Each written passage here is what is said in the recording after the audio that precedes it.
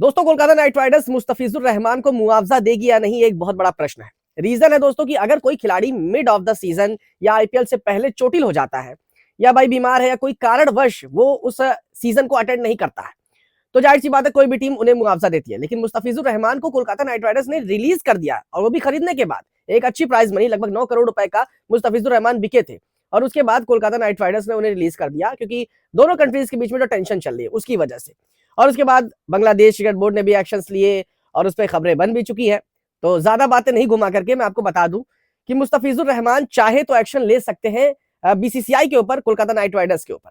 लेकिन सबसे पहले यह चीज है कि क्या कोलकाता नाइट राइडर्स उन्हें मुआवजा देगी या नहीं, यह बड़ा सवाल है। तो मैंने अभी आपको क्लियर कर दिया दोस्तों कि अगर स्वास्थ्य हेल्थ का रीजन हो, चोटिल हो, तो वो बाहर अगर जाते तो उसके बाद उन्हें 50% मुआवजा मिलता। लेकिन यहां पर रिलीज करने की वजह से ये जो चीजें हैं उससे ये बाहर हो जाते हैं।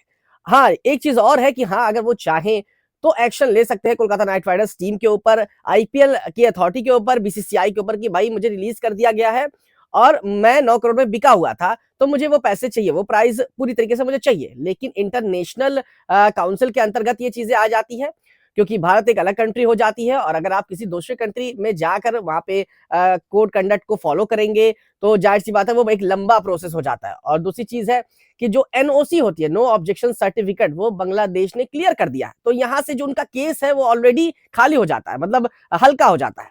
तो कहीं ना कहीं मुस्तफिजुर रहमान प्रयास ही नहीं करेंगे कि वो कोई एक्शन ले क्योंकि एनओसी की वजह से तो उनका केस ऑलरेडी बहुत हल्का हो चुका है। दूसरी चीज है कि कोलकाता नाइट राइडर्स मुआवजा नहीं देगी, अगर चाहे तो कुछ दे, ना चाहे तो कुछ भी ना दे। मुस्तफिजुर रहमान कुछ भी नहीं कर सकते हैं सिवाय सिर्फ और सिर्फ एक्शन लेने के, और वो एक्शन प्रोसेस बहुत लंबा होगा। लेकिन कोलकाता नाइट राइडर्स जो है वो कंडक्ट के को फॉलो करते हुए उन्हें रिलीज कर दी है। और दूसरी चीज है कि वो चाहे तो कोई भी मुआवजा नहीं देगी। कोई ऐसी प्रॉब्लम नहीं है कि बड़ा एक्शन हो जाएगा या कुछ ऐसा हो जाएगा, क्योंकि अगर वो कंट्री के खिलाड़ी होते और वहां पर रिलीज करते तो जाहिर सी बात है वो प्रोसेस एक डोमेस्टिक रीजन की वजह से आ जाता है। लेकिन यहाँ पर इंटरनेशनल रीजन की वजह से ये चीजें पूरी तरीके से बड़ी हो जाती है, लंबा प्रोसेस हो जाता है, वहां पे एनओसी सामने आ जाती है। और अगर बांग्लादेश एनओसी ना देती तो जाहिर सी बात है ये जो केस है ये एक बड़ा केस बन सकता था। लेकिन यहाँ पर मामला अब पूरी तरीके से ढीला हो चुका है, जिसकी वजह से मुस्तफिजुर रहमान, जिनको रिलीज कोलकाता ने किया है अपनी मर्जी से, मर्जी मतलब कि अगर कोई भी खिलाड़ी टीम चाहे तो मर्जी से रिलीज भी कर सकती है अगर वो इंटरनेशनल खिलाड़ी है।